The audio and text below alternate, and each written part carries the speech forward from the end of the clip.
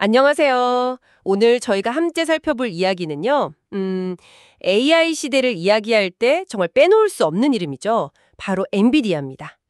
이 GPU 시장을 거의 장악하면서 엄청난 성장을 보여줬잖아요. 지난 3년 동안. 와, 1300% 넘게 뛰었다고 하니까요. 정말 놀라운 성공신화죠.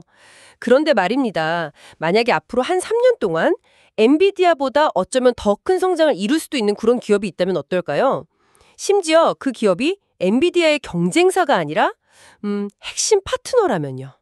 네, 오늘 저희는 바로 이 기업, 반도체 위탁 생산 분야의 절대 강자 TSMC에 대해 좀 깊이 파고들어 볼까 합니다. 왜 많은 사람들이 이 TSMC가 엔비디아를 넘어설 잠재력이 있다 이렇게 보는지 그 흥미로운 이유들을 한번 같이 파헤쳐 보시죠. 우선 지금 판도를 좀 더 명확히 짚어볼까요? 엔비디아는 AI 칩 시장의 90% 이상 거의 그 정도를 점유하면서 사실상 독주 체제를 구축했어요. 들어보셨을 수도 있는데 2022년 가을에 만약 1만 달러를 투자했다면요. 지금쯤 거의 15만 달러 가까이 불어났을 거다. 이런 계산까지 나올 정도니까요. 와, 정말 입이 떡 벌어지는 그런 성과입니다. 하지만 왕자는 영원하지 않죠. 그렇죠. 경쟁사 AMD가 공격적으로 이제 점유율 확대를 노리고 있고 최근에는 오픈 AI하고 대규모 GPU 공급 계약을 맺었다 이런 소식도 들리고요. 네, 맞아요. AMD도 있고. 아, 그렇죠. 그것뿐만 아니라 구글, 아마존, 마이크로소프트, 메타, 테슬라 같은 이 빅테크 기업들이 아예 자체 AI 칩 개발에 막 박차를 가하고 있잖아요. 맞습니다. 중국 기업들도 만만치 않고요. 네. 그러니까 결국 엔비디아의 이 압도적인 지배력이 과연 언제까지 이어질까 이걸 장담하기 어려운 구도가 지금 만들어지고 있는 거죠. 자, 여기서부터 이야기가 정말 흥미로워집니다. 이 치열해지는 경쟁이 오히려 어떤 기업에게는 엄청난 기회가 될 수 있다 이런 분석이 나오고 있거든요. 네, 그 주인공이 바로 TSMC, 대만의 반도체 제조회사입니다. 이 TSMC 역시 특정 분야에서는 정말 압도적인 리더인데요. 바로 반도체 칩 제조 분야입니다. 여기서 이제 중요한 개념이 나오는데 엔비디아나 AMD 같은 회사들은 팹리스, 그러니까 공장 없이 설계만 하는 회사고요. 아, 설계만. 네. 반면에 TSMC는 파운드리라고 그래서 이 설계도를 받아서 실제로 칩을 대량 생산하는 그런 공장 역할을 전문으로 하죠. 엔비디아의 젠슨 황 CEO가 TSMC의 제조 능력을 보고 마법과 같다 이렇게 극찬했을 정도니까요. 마법이라 대단하네요. 네, 2024년 한 해만 봐도요. TSMC는 그 288개 정도의 서로 다른 공정을 통해서 11,800가지가 넘는 제품을 생산했다고 해요. 특히 주목할 점은 매출의 한 60%가 가장 앞선 기술, 그러니까 3나노미터랑 5나노미터 공정에서 나온다는 겁니다. 아, 그 숫자가 작을수록 더 모은 기술인 거죠? 맞습니다. 반도체 칩 위에 얼마나 회로를 미세하게 많이 새기느냐. 이게 성능을 좌우하는데 숫자가 작을수록 더 발전된 기술이죠. TSMC는 지금 3나노 칩, 이걸 대량 생산할 수 있는 세계에서 정말 몇 안 되는 회사 중 하나예요.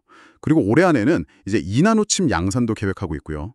이 기술력 자체가 TSMC의 핵심 경쟁력이거든요. 그렇군요. 그래서 전 세계 파운드리 시장에서 TSMC 점유율이 한 70% 정도 됩니다. 70%요? 와, 압도적이네요. 네, 삼성전자나 인텔 같은 경쟁사들이 열심히 추격하고는 있지만 당분간 이 고도가 크게 흔들리기는 좀 어렵지 않겠냐 이런 전망이 많습니다. 이 시장 지배력이 아주 중요한 포인트죠. 바로 그 점이 TSMC의 독특한 위치를 설명해 주는 것 같아요. 그러니까 TSMC는 엔비디아 칩을 만들지만 동시에 엔비디아의 가장 강력한 경쟁자인 AMD 칩도 생산한다는 거잖아요. 그렇죠. 둘 다 하죠. 뿐만 아니라 아마존, 애플, 구글, 퀄컴 이런 거의 모든 빅테크 기업들이 다 TSMC의 주요 고객이라는 거고요. 네, 맞습니다. 이게 뭘 의미하는 걸까요? 그러니까 앞으로 AI 칩 시장에서 누가 엔비디아의 점유율을 좀 빼앗아 가더라도 그 승자가 누구든 간에 최첨단 칩 생산은 결국 TSMC에 맡길 가능성이 아주 높다. 이 말이네요. 바로 그겁니다. 이게 뭐랄까 골드러시 때 금 캐는 사람들은 계속 바뀌어도 결국 곡괭이 파는 사람이 제일 안정적으로 돈 버는 거랑 좀 비슷한 느낌이네요. 네, 비유가 적절하네요. AI 칩 경쟁이 막 치열해질수록 오히려 TSMC는 더 많은 고객, 더 많은 사업 기회를 확보하게 되는 그런 구조인 셈입니다. 오, 상당히 흥미로운 포지션입니다. 물론 리스크 요인도 없는 건 아닙니다. 가장 많이 나오는 얘기가 대만을 둘러싼 지정학적 긴장 그리고 미중 무역 갈등이죠. 아, 그 문제요. 네. 반도체 공급망이 너무 특정 지역, 그러니까 대만에 집중된 거 아니냐 이런 우려가 커지면서 미국 같은 경우는 자국 내에 반도체 생산 역량을 키우려고 계속 노력해 왔습니다. 트럼프 행정부 때부터 바이든 행정부까지 쭉 이어진 소위 칩스 액트 같은 정책들이 대표적이죠. 네, 들어갔어요. 보조금 주고 미국에 공장 지으라고 하는 거요. 맞습니다. 그 법안의 핵심이 그거죠. 기업들이 미국 땅에 반도체 공장을 짓도록 유도하는 겁니다. 그런 상황에서 그럼 TSMC는 어떻게 움직이고 있나요? 단순히 대만에만 머물러 있지는 않을 것 같은데요. 네, 그렇죠. TSMC도 이런 위험을 당연히 관리해야 하고 또 주요 고객사들, 특히 미국 빅테크 기업들의 요구에 부응하기 위해서 발빠르게 움직이고 있습니다. 현재 미국 애리조나주에요. 무려 1,650억 달러, 어마어마한 돈이죠. 1,650억 달러요? 와. 네, 이 돈을 투자해서 총 6개의 최첨단 반도체 생산 공장, 팹이라고 하죠. 이걸 짓고 있습니다. 그리고 이미 이곳에서 엔비디아의 차세대 주력 칩인 블랙웰 생산을 시작했다는 점은 시사하는 바가 큽니다. 아, 이미 시작했군요. 네, 이게 왜 중요하냐면요. 앞으로 관세 문제나 어떤 정치적인 불확실성, 이런 걸 피하려는 미국 기업들의 메이드 인 USA 칩 선호 현상, 이게 더 강해질 수밖에 없거든요. TSMC CCOA CEO도 공식적으로 밝혔어요. 대만 내 투자도 계속하면서 동시에 미국 내 생산 능력 확대하고 기술 이전의 속도를 내겠다, 이렇게요. 이건 단순히 위험을 분산시킨다, 이걸 넘어서서요. 변화하는 국제 정세나 산업 환경에 맞춰서 공급망을 재편하고 또 고객과의 파트너십을 더 강화하려는 TSMC의 어떤 전략적인 판단이라고 볼 수 있는 거죠. 듣고 보니까 TSMC의 입지가 기술력뿐만 아니라 그런 전략적인 측면에서도 굉장히 탄탄해 보이네요. 하지만 그래도 그 대만이라는 지정학적 리스크는 여전히 투자자들한테는 좀 큰 불안 요인이지 않습니까? 그 애리조나 투자 하나만으로 그게 다 해소될 수 있을까요? 아, 네. 아주 중요한 지적이십니다. 애리조나 투자가 모든 리스크를 완전히 없앤다? 이렇게 보기는 어렵죠. 당연히 어렵습니다. 하지만 TSMC는 단순히 미국뿐만 아니라 일본이나 독일 같은 다른 지역으로도 생산 거점을 다변화하려고 계속 추진 중이고요. 위험을 분산시키려는 노력을 하고 있는 거죠. 그리고 또 하나는 그 최첨단 공정 기술의 핵심 연구 개발, R&D라고 하죠. 그리고 생산은 여전히 대만에 집중하면서 기술 리더십은 유지하는 뭐랄까 투트랙 전략을 쓰고 있어요. 아, 핵심 기술은 대만에 두면서 생산 기지는 다변화한다. 그렇죠. 이게 완벽한 해결책은 아닐 수 있어도 현실적으로 TSMC가 취할 수 있는 가장 효과적인 리스크 관리 방안이다. 이렇게 평가받고 있습니다. 알겠습니다. 자, 이런 전략적인 움직임과 더불어서 TSMC의 또 다른 매력을 꼽자면 역시 실질적인 재무 성과겠죠. 최근 매출 성장세가 정말 대단합니다. 구체적인 월별 수치를 다 나열하기보다는 전체적인 추세를 보면요. 2025년 들어서 9월까지 거의 매달 전년 같은 기간 대비해서 30%가 넘는 정말 놀라운 성장률을 계속 기록했어요. 30% 이상이요? 꾸준히요? 네, 월 평균으로 치면 1,000억 달러, 우리 돈으로 하면 13조 원이 넘는 매출을 꾸준히 올리고 있는 겁니다. 와우, 대단하네요. 그 결과 2025년 3분기까지 누적 매출은 전년 대비해서 36% 이상 증가했고요. 더 주목할 점은 앞으로의 전망인데요.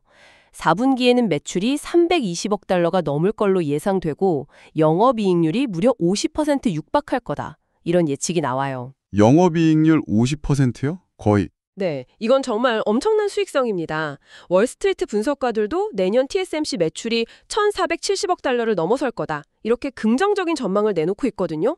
이런 강력한 재무 성과를 보면 TSMC의 기술 리더십이나 시장 지배력이 그냥 명성이 아니라 실제 엄청난 수익으로 이어지고 있다는 걸 아주 명확하게 보여주는 증거라고 할 수 있겠죠. 네, 맞습니다.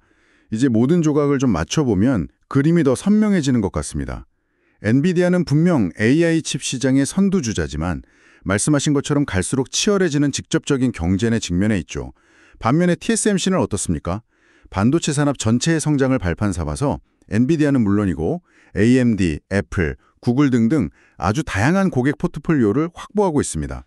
그렇죠. 그러니까 엔비디아가 잘 돼도 좋고 설사 경쟁사들이 치고 올라와도 TSMC는 그들의 칩을 생산하면서 함께 성장하는 구조인 겁니다.